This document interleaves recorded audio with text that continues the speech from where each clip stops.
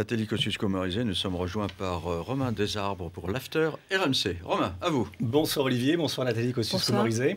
Alors j'ai regardé l'interview et on va revenir sur deux ou trois extraits. Et le premier extrait concerne les valeurs de Nicolas Sarkozy et notamment la valeur travail. Nicolas Sarkozy a toujours les mêmes valeurs. Et il est ferme sur ses valeurs. Il les a réexpliquées récemment. Le travail, l'autorité, la responsabilité. Travail, autorité, responsabilité. Pour mettre en pratique ces trois valeurs, Nicolas Sarkozy veut obliger les chômeurs, sans perspective d'embauche, c'est important, à suivre une formation et ensuite à accepter un emploi en rapport avec cette formation. Mais aujourd'hui, et depuis 3 ans, depuis 4 ans, depuis 2008, 2 refus d'une offre raisonnable d'emploi à un chômeur vaut une radiation de Pôle emploi. Mais la règle n'est pas vraiment appliquée, voire quasiment pas. Comment est-ce que vous comptez obliger un chômeur à accepter un travail? Ce qui va faire la différence, c'est la formation. C'est-à-dire qu'aujourd'hui, comment est-ce qu'on peut finalement appliquer cette règle? Comment est-ce qu'on pourrait le faire alors que 3/4 des demandes de formation faites par des chômeurs ne sont pas satisfaites. Vous avez 3/4 des chômeurs qui demandent une formation, qui ne trouvent pas dans la formation. Et dans le quart qui a la formation qu'ils demandaient, ils mettent 6 mois pour l'avoir. Donc évidemment, on comprend aussi un peu que ce soit compliqué, si vous voulez, de mettre en œuvre cette règle de manière plus stricte. En fait, la philosophie est la suivante. Par le passé, vous aviez 3 piliers séparés. Vous aviez l'indemnisation, c'était les ACEDIC. Vous aviez la recherche d'emploi, c'était la NPE. Et puis, vous aviez la formation. On a rapproché l'indemnisation de la recherche d'emploi. C'est Pôle emploi. Mais la formation, pour le moment, elle est toujours séparée. Et bien là, l'idée, c'est de les rapprocher enfin pour faire du temps de chômage un temps de formation. Et à ce moment-là, on pourra être, si vous voulez, beaucoup plus incitatif sur le retour à l'emploi. Parce qu'on aura vraiment offert un avenir aux chômeurs. On aura sélectionné des filières qui embauchent, on les aura formés pour ces filières, donc on leur aura donné une piste, vraiment, on leur aura offert une perspective. Ils ne pourront plus refuser, et au bout de la première offre raisonnable d'emploi, il y aura radiation? Oui, mais ça se passera d'abord par, il y aura une formation, oui, c'est-à-dire que soit vous aurez la perspective... Une fois que le chômeur sera formé...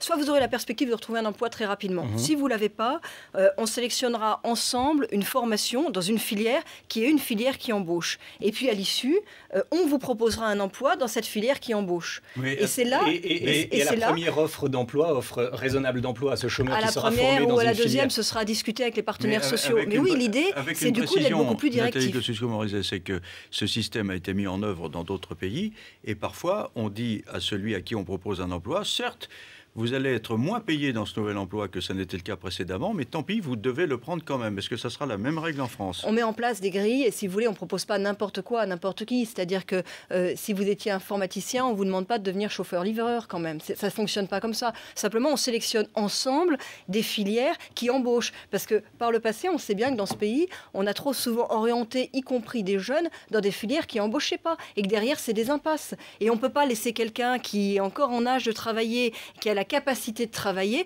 dans une impasse. Donc on le reformera, on lui proposera une formation, mais dans une filière qui embauche, qui a besoin de monde. Vous savez combien il y a d'offres d'emploi qui ne sont pas satisfaites en ce moment tous les ans? C'est hallucinant, vous vous rendez compte? Mais c'est énorme. C'est beaucoup. On reste sur le thème du retour à l'emploi. Parmi vos projets, Nicolas Sarkozy veut obliger les bénéficiaires du RSA, socle, donc ceux qui ne travaillent pas, à travailler 7 heures par semaine, payés au SMIC. Il y a une question que vous pose l'opposition. Il n'y a toujours pas de réponse très précise. C'est qui va payer?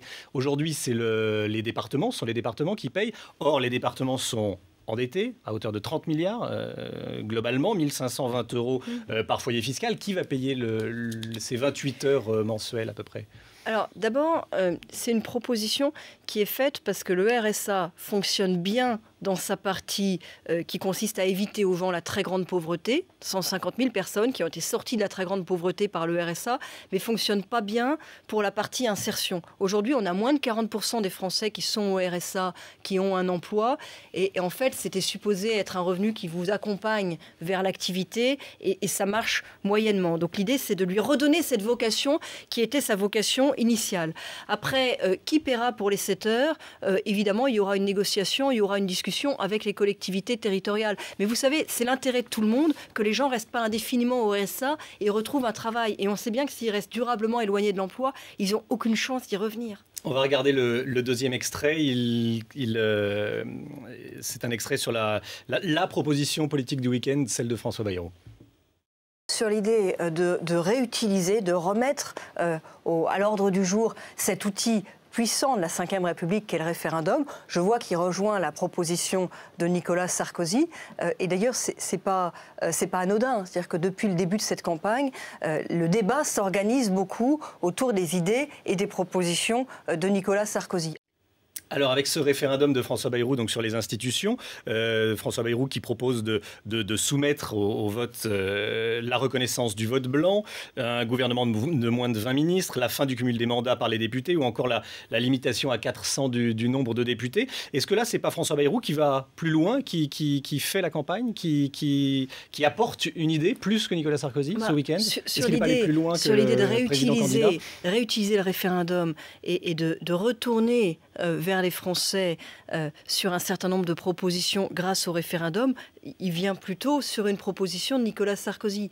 Après, sur les propositions qu'il fait, il y en a de toute nature en fait. Donc c'est compliqué parce qu'il y a vraiment toute une liste et il faudrait détailler proposition par proposition. Il y en a qui ne sont pas du tout du niveau du référendum.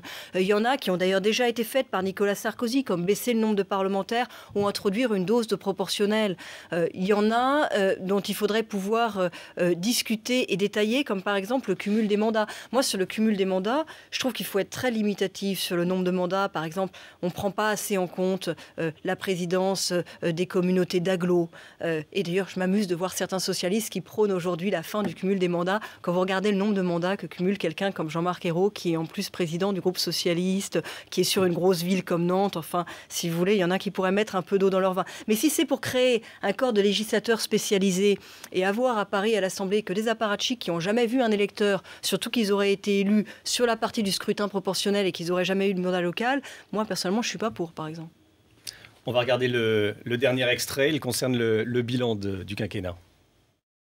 Non, on ne peut pas à la fois reprocher, comme on essaye de le faire, à Nicolas Sarkozy d'avoir beaucoup agi dans son quinquennat. Vous vous souvenez, au début, on disait « Oh là là, il fait trop de choses, on n'a pas le temps d'assimiler, la France est un pays conservateur, il faut y aller lentement, une réforme à la fois ». Donc on ne peut pas à la fois avoir dit ça et aujourd'hui dire « Ah mais il n'a pas tout fait et il a de nouvelles propositions, pourquoi est-ce qu'il ne les a pas mis en œuvre avant ?»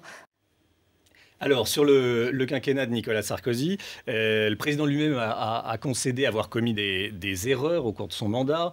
Je pense notamment au mea culpa sur le Fouquet's. Une grande partie de l'électorat de droite a été déboussolée au début de ce quinquennat par l'ouverture à gauche, avec, on s'en souvient moins aujourd'hui, mais avec l'arrivée au gouvernement de ministres comme Bernard Kouchner, Frédéric Mitterrand, qui est toujours au gouvernement, ou encore Martin Hirsch, qui a été haut commissaire du gouvernement. Est-ce que ça a été une erreur? Je ne crois pas, non. Je ne crois pas. Après, si vous voulez, il y a eu des trajectoires différentes dans tout ça parce que ça devient des questions de personnes, forcément.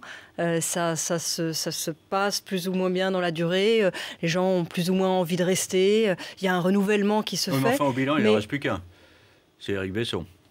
Bah, vous parliez de Frédéric Mitterrand à l'instant. Oh, il n'est pas vraiment de gauche, Frédéric Mitterrand. C'était le neveu. Oui, il y avait également Éric Besson, évidemment. Mais moi, je ne crois pas. Je crois que par principe, l'idée d'avoir une ouverture, une respiration démocratique, qui aura d'ailleurs beaucoup été développée comme idée autour de ce quinquennat, parce qu'on parle de l'ouverture au gouvernement.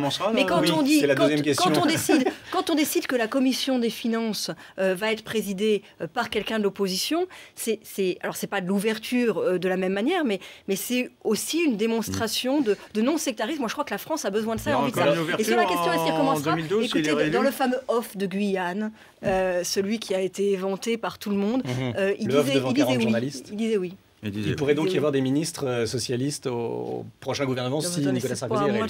Je ne suis pas mandaté pour faire ce genre d'annonce. C'est pas impossible. Aux journalistes ce soir-là, je le dis parce qu'en dépit du fait que c'était un off, il s'est retrouvé dans toute la presse, il disait oui.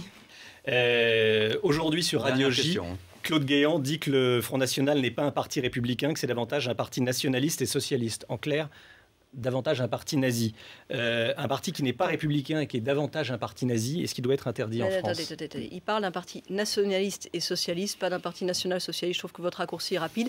Que le Front National ne soit pas un parti républicain. Moi, je crois que le Front National n'est pas un parti républicain. J'ai écrit un jour un livre, il y a quelques mois, qui s'appelait « Le Front anti-national » pour dire que je trouvais que ça n'était pas un parti républicain, que c'était un parti qui était au-delà des limites du jeu républicain. Donc, vous ne rapprochez pas les deux mots, nationaliste et socialiste.